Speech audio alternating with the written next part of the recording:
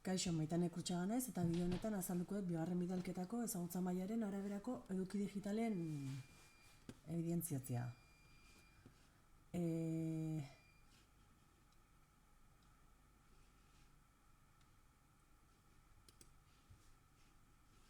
Lehenik eta behin, bi puntua eta zan inguruan, kajutaren bitartez ikusi dugunean ze ikaslek ez dituzten jarduerari aurre egiteko oinarrizko ezagutzak, infografia bat sortu dut nun da laburpen txiki bat behar dituzten ezagutza horiena.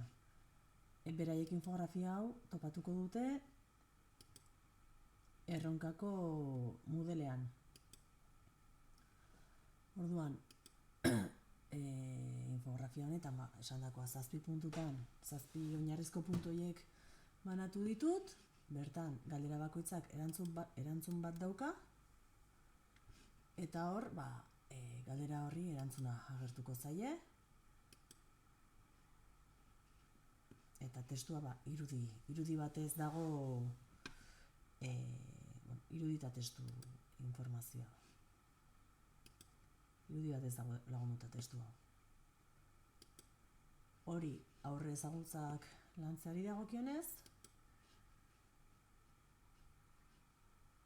eta bestetik, Creative Commons lizentzia badu gure infografia honek,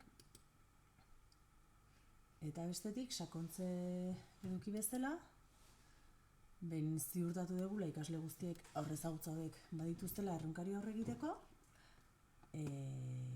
sakontze prozesu honetan klasean, tresna berriaren nondik norakoak ikusiko genituzke, aurkezpen interaktibo baten bitartez, hau Moodleen topatuko dute ere, eta bertan ikusiko ditugu lehenik eta behin tresnaren funtsezko ezaugarria eta zergatik erabiltzen dugun tresna hau, eta gero bideo labur batzutan tresna nola erabili azalduko litzaieke.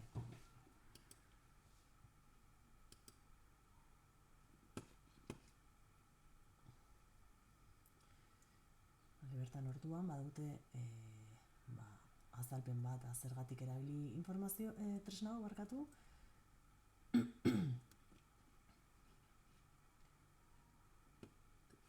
Lortuko dituzten ze onura edukiko duen tresna hau erabiltzeak. Tresna honen barruan dauden aukera ezberdinetan zeintzuk erabiliko ditugun. Eta hemen bideoak hasiko lirateke prozesua bideo luzeak ez izateko, 3 emanatu dut tresnaren erabilpen prozesua, eta testuz ere lagunduta dago ze pauso jarraitu behar dituzten. Lortu nahi dugun helburura iritsi arte. Azkenik, ikiko genuke denbora lerro bat bezala markatzen duena ze pauso jarraitu behar dituzten tresnarekin lan egiten dutenean, eta gero ere Creative Commons lizentzia badu gure aurkezpen honek. Hau esan bezala, dena Moodlean aurkituko lukete.